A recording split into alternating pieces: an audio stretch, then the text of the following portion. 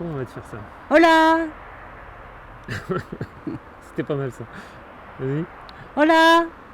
n'importe quoi. Euh, Bon, alors attends, ça marche pas. Hola! Voilà, bon bah alors bonjour. Donc on n'est plus qu'à 10 jours de notre départ, de notre nouvelle vie. Je Euh, dirais notre périple. Notre périple, oh oui, parce que là ça commence à être chaud, hein, donc 10 jours. On va aller se poser un peu comme la dernière fois parce qu'on a plein de choses à vous raconter surtout et parce que effectivement il y en a un petit peu partout. On n'est pas vraiment prêt, hein, comme prévu. Et donc bah, on va vous expliquer tout ça. À tout de suite. Il reste 10 jours et 10 jours de galère. 10 jours avec encore beaucoup de choses à faire. Alors oui, alors si on prend dans l'ordre, pourquoi on n'a pas communiqué jusque-là? C'est parce que en fait, on avait pris des billets avec Air Europa et il y a une quinzaine de jours à peu près, bah, on a été annulé. On a d'abord été déplacé, puis ils nous ont changé les dates. On devait partir le 3, puis après on devait partir le 5, puis après le 4. Et puis finalement, ils nous ont annulé. Donc il a fallu trouver d'autres billets très rapidement pour évidemment essayer de partir le plus rapidement possible, enfin le plus rapidement. En tout cas, partir Dans rapidement, les dates prévues. dans les dates prévues. Et du coup, on est passé par nos amis d'Air France. Et alors là, on commence à rentrer dans un truc, c'est limite kafkaïen.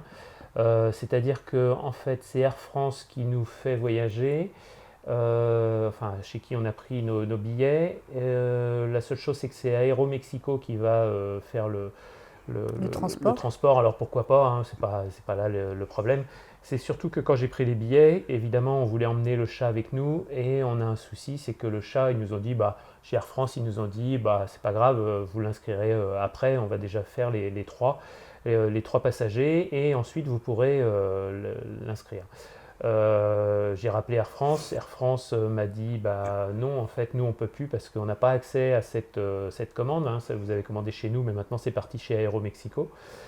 Du coup, bah, on appelle Aéromexico. Aéromexico nous disent bah non, comme vous avez pris vos billets chez Air France, bah faut voir avec Air France, évidemment, hein. Donc ça paraît extrêmement logique jusque-là. Et là, ça commence à devenir catastrophique. Bah là, donc on est à 10 jours de partir, donc on part pour l'instant tous les trois et le chat n'est plus Il inscrit. court derrière l'avion.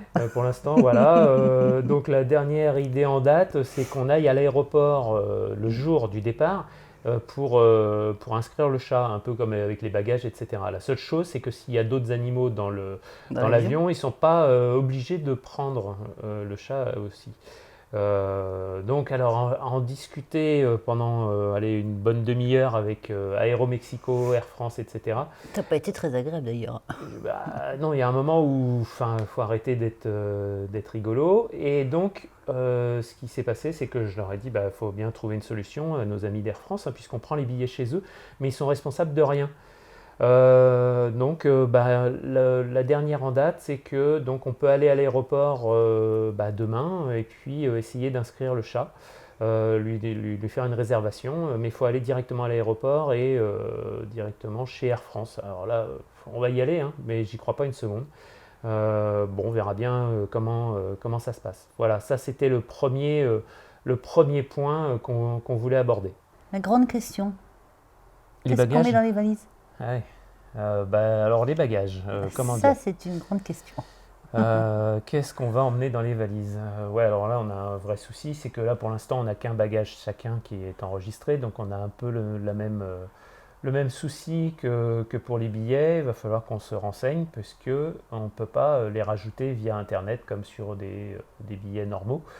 Donc oui, il va falloir qu'on voit quand on ira à l'aéroport comment on peut rajouter des bagages et à combien on a le droit, parce que là pour l'instant, vu qu'on a changé de compagnie et que voilà, on sait pas du tout où on va, on ne sait pas combien on a besoin de bagages, on ne sait pas combien on peut en enregistrer. Bref, on va voir ça. Là, il va falloir donc qu'on aille à l'aéroport juste pour voir ça. C'est quand même un truc de fou. À l'aveuglette. Hein. À l'aveuglette. Alors pendant qu'on y est, évidemment, sur les histoires d'aéroport, etc., on a toujours en suspens notre histoire de visa. L'histoire du visa. Donc on est en train de... On a vu avec un avocat qui est à Mexico, un avocat français, qui est installé à Mexico pour essayer d'avoir un visa temporaire. D'ailleurs, on vous donnera son nom pour ceux qui en ont besoin. Ouais, on pourra le rajouter à côté de la vidéo ou en tout cas le communiquer, il n'y a pas de souci. Parce ils sont vraiment bien, ils sont efficaces. Et là, on n'est plus qu'à 10 jours donc, du départ. Demain matin, j'ai rendez-vous à l'ambassade du Mexique. Donc pour essayer d'avoir ce fameux visa temporaire, c'est un visa temporaire mais qui ne m'autorise pas à travailler. Alors, déjà, bon, un truc un peu complexe. Donc il a fallu prouver que je pouvais subvenir à mes besoins sur place, hein, Sans travailler. sans travailler, donc pendant un an. Donc ça a été compliqué. Bref, on a tous les justificatifs pour faire ça. Je vais faire ça demain matin. Je dis on parce que l'idée c'est donc d'obtenir ce premier visa pour moi, d'aller sur place.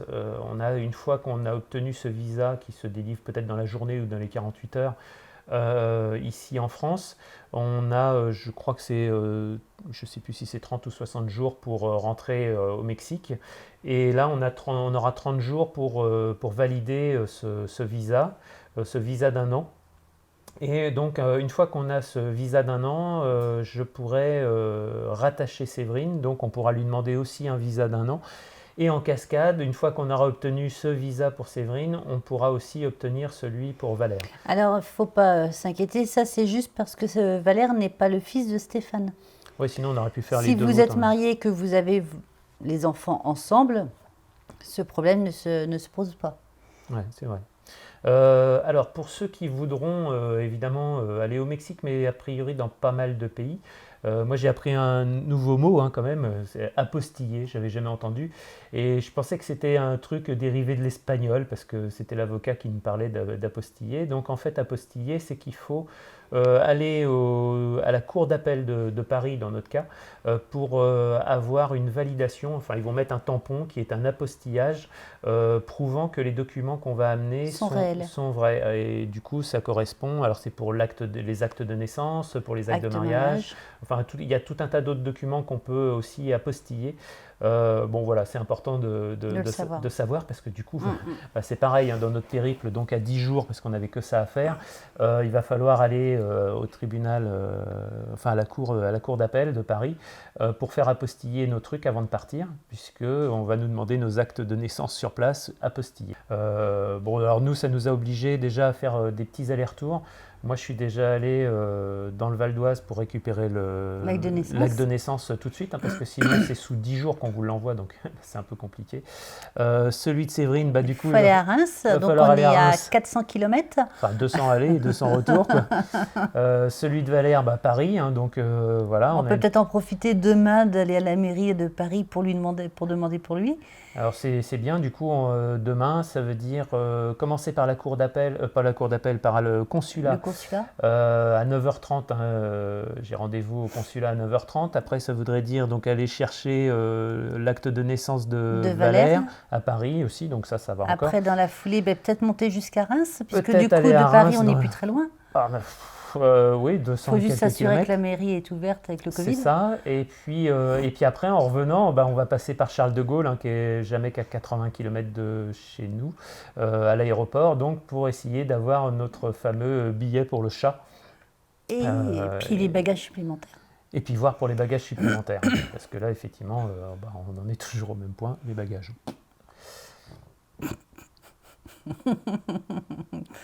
Bref, il paraît qu'on part. Donc on va partir, parce que c'est bien nous, on a bien dit, on s'est décidé, on part. Mais évidemment, avec notre façon de faire, enfin, je dirais c'est surtout la mienne, parce que Séverine, c'est pas forcément trop son truc.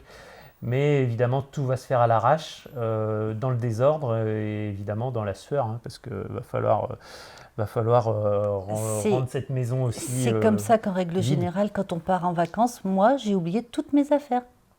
Oui, parce que c'est toujours dans la précipitation.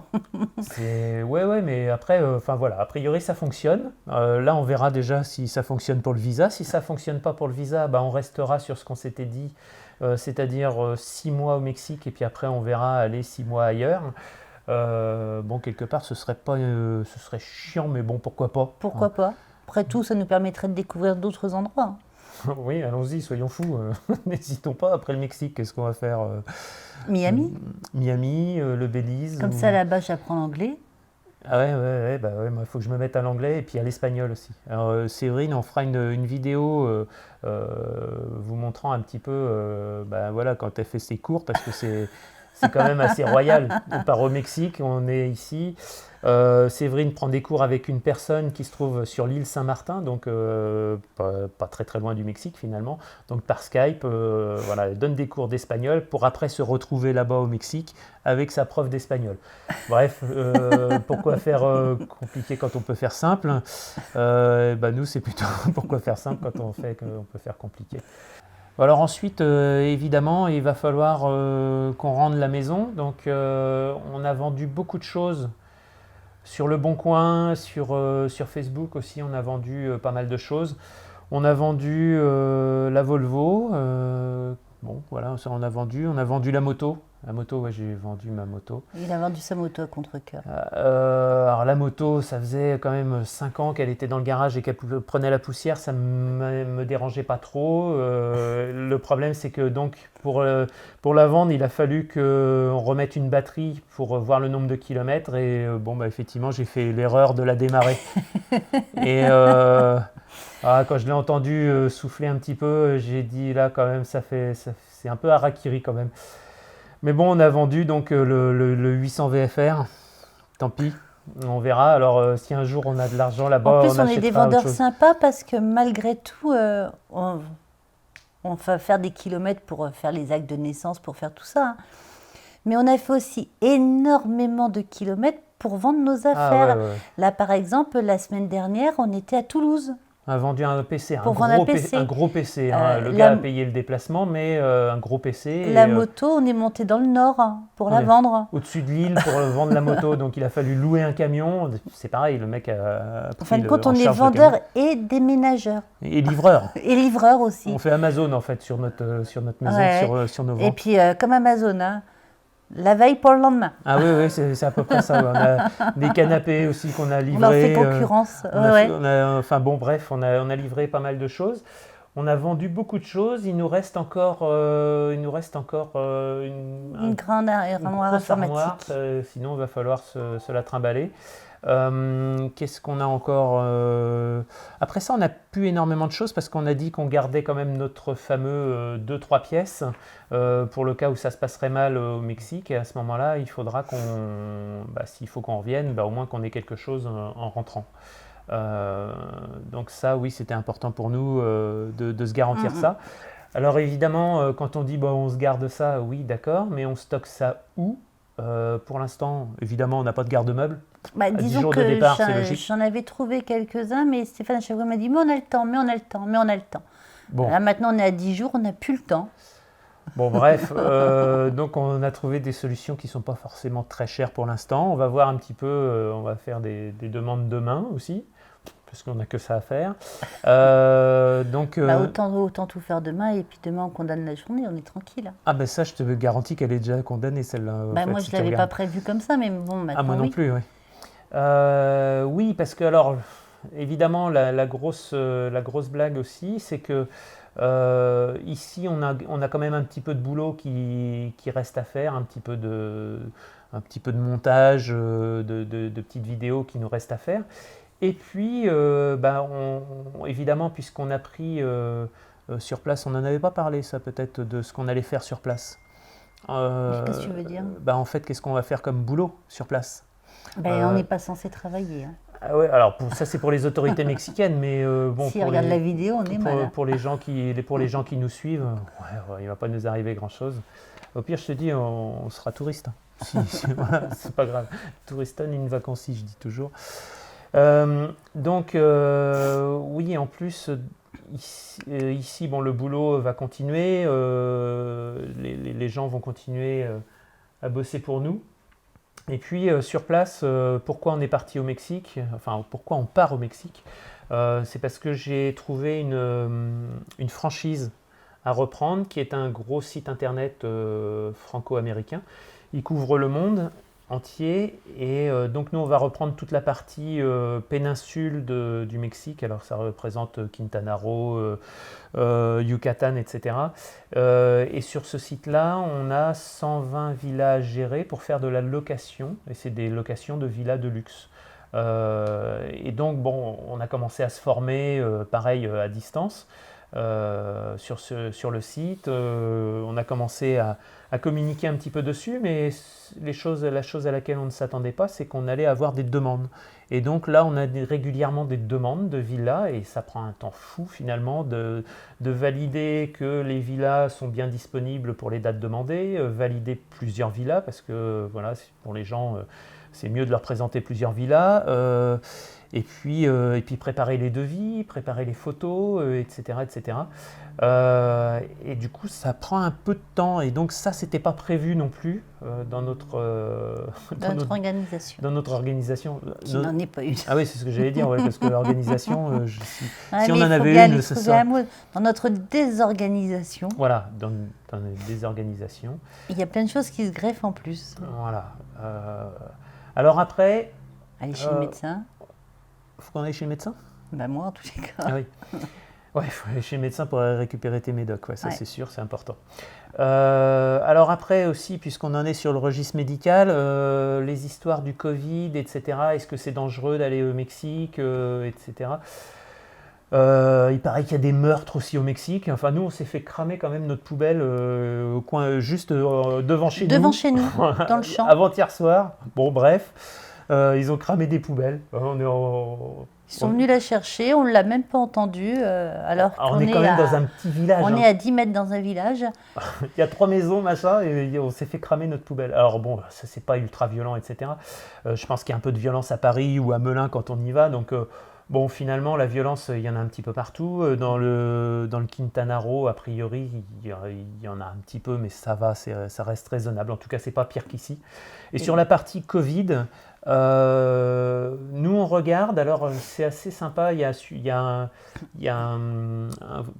comment on va dire, c'est pas une agence de voyage qui est sur Cancun, enfin en tout cas Playa del Carmen et Cancun, et qui publie le bilan officiel et où ils en sont directement sur le Quintana Roo, donc dans la région où on va.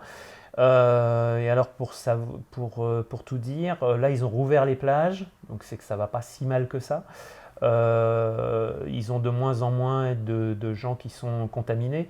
Bref, ils ne sont pas pires que nous, ils ne sont pas mieux que nous. Voilà, je pense que effectivement, on prend un risque à aller là-bas, mais on prend un risque aussi à rester ici. Hein. C'est-à-dire que moi, quand je vais bosser ou quand on va bosser, on prend un risque. Si on envoie Valère à l'école, peut-être qu'il va nous ramener, enfin, voilà, etc. Donc il y a un risque ici. A priori, les risques sont sensiblement les mêmes. Alors Séverine avait une remarque assez intéressante, c'était moi je préfère être confiné au soleil et à côté de la piscine plutôt qu'ici. Avec la pluie et tout. Je trouve pas ça complètement faux, complètement idiot. Surtout que là, pendant qu'on en parle, je vais vous montrer quelques photos de l'appart qu'on a trouvé là-bas. C'est un appart qu'on va garder pour 1 mois pour l'instant. On va attendre d'être sur place pour valider le fait. S'assurer qu'on s'y plaise. Si on s'y plaît, on le gardera et puis ce sera notre pied-à-terre. Et sinon, l'avantage, c'est de le prendre que pour 1 mois, c'est qu'après, on peut bouger aussi et puis on peut faire le tour des endroits où on a des villas. Alors oui, il y a plein d'endroits. Alors évidemment, les villas sont sur toute la côte, ça s'étale sur plus de 120 km. Après, pour nous, qu'est-ce qu'on voudra faire ? Est-ce qu'on voudra être plutôt dans la jungle ? Est-ce qu'on voudra être en ville ? Est-ce qu'on voudra être en bord de mer ? Voilà, on ne sait pas encore pour l'instant. On sait qu'on a des gens là-bas qu'on va retrouver. On a déjà trouvé un petit partenariat sur notre boulot. Ils sont à Playa del Carmen, donc quelque part c'est intéressant puisque nous on se situe pendant 1 mois là, à Playa del Carmen. Après, on a des gens qui seront plutôt sur Tulum, à Kumal aussi. Donc c'est des villes qui sont assez proches et assez sympas, qui sont différentes. Peut-être un peu moins touristiques, en tout cas moins grosse usine à touristes. Moins que Playa et Cancun. Hein. Ça c'est sûr. Bref, voilà pour cette histoire de Covid et puis d'appartement. Bel appartement. Il est pas mal l'appartement? Ah, On a vu pire, ouais. ah oui. Ah oui. Ah, moi, je m'y vois très bien le matin au petit-déj, Alors, sur la terrasse. ouais, la terrasse c'est pas mal aussi. Bon, j'en connais qui vont chercher à aller à la piscine aussi. Ah, dommage qu'on puisse pas sauter directement, mais bon. Ouais, ça fait haut quand même aussi, et puis un peu loin. La grosse galère, c'est ce que je dis, parce qu'on montre les photos à différentes personnes et à chaque fois ils nous disent ah ouais, c'est pas mal quand même. Et on dit non, ce qui est embêtant, c'est que par grosse chaleur, on est quand même à 500 mètres de la plage. Ouais. Est-ce qu'on pourra y aller quoi? Non, je rigole, on ira, hein. On ira courir. On ira courir. Non, pas grosse chaleur, on courra pas, hein. On ira courir. Hein. Ouais, Puis quand on aura trop chaud, on se jettera dans l'eau. tu m'étonnes. Je pense qu'on va surtout nager en fait, hein, si on veut faire du sport. On va mettre des chaussures adéquates pour courir qui sont waterproof. Bon, bref, n'importe quoi. On est bien là, hein. Tu m'étonnes. On rigole, mais on va en chier là pendant 10 jours quand même parce qu'on Ah ouais. a tellement de choses à faire que ça va être rock'n'roll. Le gros avantage, c'est qu'on va arriver à Playa del Carmen, on sera sur les rotules. On va, si on arrive donc à décoller le 3, hein, parce que moi j'ai toujours un doute sur le fait qu'on puisse décoller, vaut mieux se dire tiens, est-ce qu'on décolle ou est-ce qu'on ne va pas décoller? On décolle et à 23h, donc l'avantage c'est qu'on va vraiment bien dormir dans l'avion, ça c'est sûr. Voilà, on a une petite escale à Mexico avant d'arriver à Cancun. Pour une fois, le vol sera rapide. Ouais, c'est sûr. Les dernières petites choses qu'on voulait vous raconter, toujours pareil, l'administration française, hein, alors je ne cherche plus à comprendre. Le CNED, comment ça marche le CNED? Une longue histoire d'amour. C'est une longue histoire parce que effectivement, a priori, on va pas pouvoir bénéficier de la gratuité. Je dis bien a priori parce qu'on va continuer de se battre quand même malgré tout. Parce que on a demandé à l'Académie de Créteil, c'est ça? C'est ça, ici ouais. Un avis favorable pour que Valère puisse suivre ses cours par le CNED. Il rentre en seconde, hein. Et la directrice de son établissement scolaire, donc de 3e, m'a dit il n'y a pas de souci, vous demandez à l'académie, ils vont vous faire un avis favorable et vous pourrez l'inscrire au CNED, puisque pour le CNED, il nous faut l'avis de Créteil.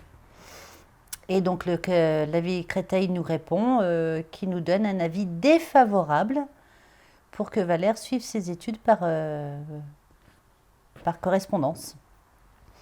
Et alors là, tout un périple est arrivé. Il a fallu que je me batte pendant pratiquement une journée. Hein. Ouais, pratiquement une journée. Une journée de téléphone. Pour qu'à la fin, on nous dise, vous verrez sur place, en fait. Une fois que vous serez sur place, ils n'auront pas le choix que de le prendre. Alors, le CNED, nous, évidemment, qu'ils vont le prendre, puisque de toute façon, on va payer, donc ils vont le prendre. Le tout est de savoir s'ils vont le prendre gratuitement, du coup, ou si... Alors, il faut savoir que la gratuité du CNED n'est que pour les personnes du voyage. C'est-à-dire que... Les gens du voyage ici en France. C'est ça. C'est-à-dire que on a le droit de mettre Valère au CNED gratuitement, à la condition que l'on voyage en France. En tout cas, c'est ce qu'on nous a répondu, hein, l'Académie de Créteil. Et là, je leur ai demandé donc à quoi ça servait, parce que, bref. Donc, on m'a demandé d'appeler l'ambassade du Mexique pour inscrire mon fils au CNED. J'ai appelé et ils m'ont répondu, j'en vois pas l'intérêt, il n'est pas mexicain. Normal. Donc, de là, on m'a renvoyé à l'ambassade au niveau de la France. L'ambassade de France. Qui m'ont répondu, mais nous, on n'a rien à voir avec ça. J'ai dit oui, c'est un peu logique. Et j'ai fini, au bout de plusieurs heures de téléphone à tourner et à chercher, par tomber sur une personne, une inspectrice à l'Académie de Créteil, qui m'a dit « mais c'est du grand n'importe quoi ce qu'on vous fait. Écoutez, le plus simple, je vais prendre vos coordonnées, je vais vous chercher une solution. » Donc elle m'a trouvé une solution où elle m'a renvoyé des liens de façon à pouvoir inscrire Valère sans difficulté et qu'il puisse continuer de suivre ses cours. Mais bon, au départ, c'était mal parti aussi là-dessus. Bon, l'histoire n'est pas finie, hein. On va voir un petit peu comment ça se passe et comment ça va se présenter.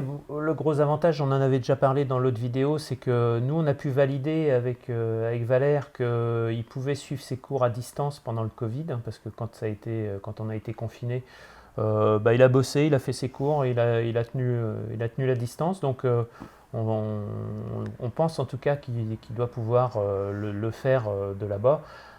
Après, s'il n'y arrive pas, ça veut dire lycée international et là, je lui souhaite bon courage parce que là, ça veut dire être bilingue anglais et espagnol déjà. Oui, non, mais sachant qu'il et, aura déjà fait un an, s'il n'y si c'est un arrive an, pas, ouais. l'avantage c'est qu'il aura déjà fait un an Ouais. sur le Mexique, donc il aura déjà appris à parler espagnol. Donc après, il peut aller au Il peut lycée suivre. sans problème. Il pourra suivre parce qu'il va comprendre ce qu'on va lui dire. Donc là, c'est plus du tout gênant, quitte à ce que si jamais ça se passe mal, on lui fasse redoubler sa seconde. C'est pas grave, il a jamais redoublé. Après, oui, il n'y a pas de raison qu'il n'y arrive pas.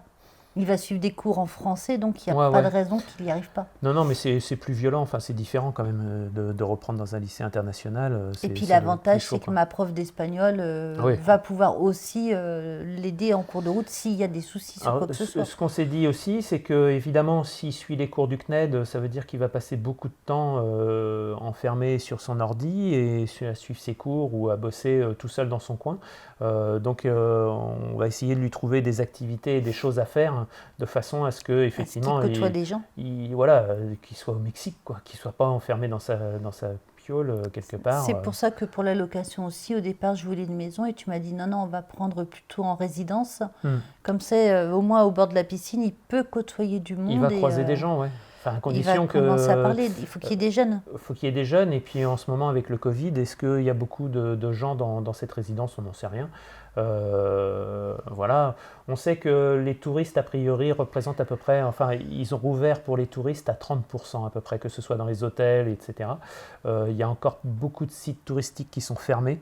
Mais bon, voilà, ça commence à se rouvrir tout doucement.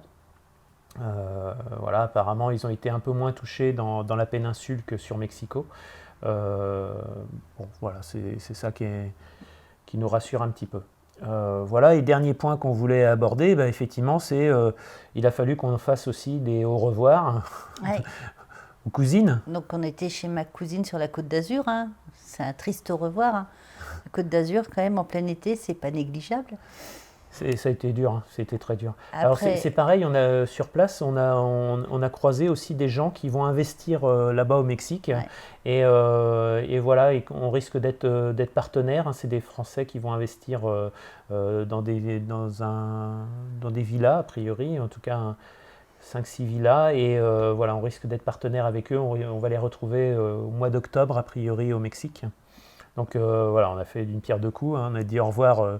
C'est ma cousine Véro. Et puis, en fin de compte, qu'on a revu, hein, puisqu'on a fait une cousinade. Ouais, Alors, une cousinade, pour ceux qui ne savent pas, c'est tous les cousins, cousines se rassemblent et font une soirée tous ensemble.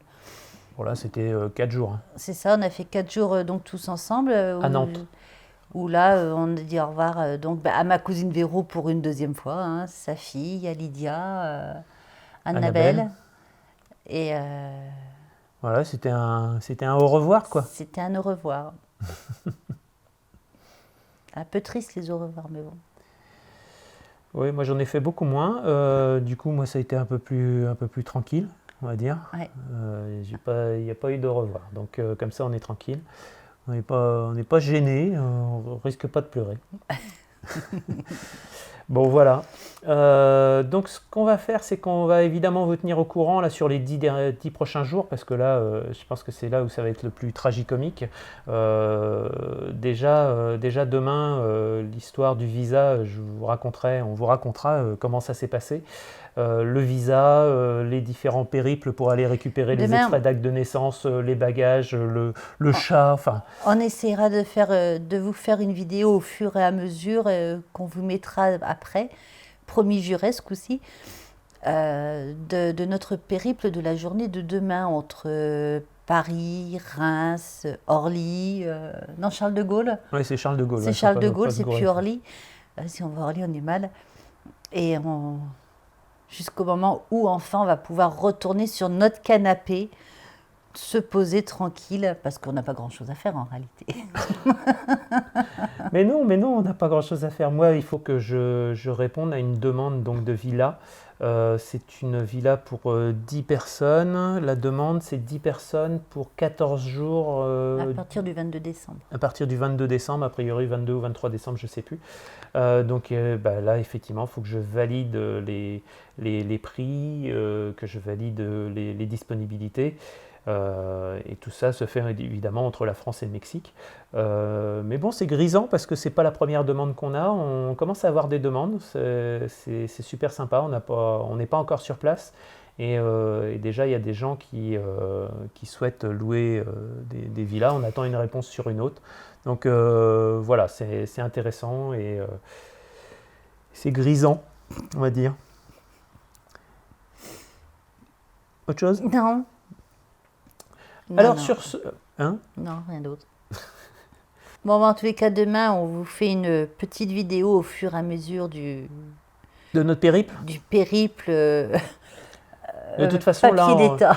là, on va, pendant les 10 jours, oui, on va vous envoyer des vidéos et puis continuez à nous suivre. Éventuellement, donnez-nous des conseils. On ne sait pas si on aura le temps de les suivre non plus. Mais voilà, likez, partagez. Le plus gros conseil que vous pouvez nous donner, c'est qu'est-ce qu'on met dans les valises? Alors moi, je peux te le dire, on ne met pas grand-chose. Des maillots de bain, des shorts. Est-ce que si je mets mon sèche-cheveux, il va être utile là-bas? Sachant qu'ils n'ont pas les mêmes prises, est-ce qu'il va être fonctionnel à 100%? Ah oui, oui, bien sûr, tu as quand même Ah les non, adaptateurs. moi je vois en Amérique, mon sèche-cheveux, il n'était pas fonctionnel à 100%, il marchait moins bien. Ah oui, c'est pas grave, tu iras dehors, je veux dire, s'il fait 40 degrés, tu vas sécher tout de suite. Il faudra juste que tu fasses vite parce que ça sèche, quoi. Bon, bref, donc, à très vite pour de nouvelles aventures.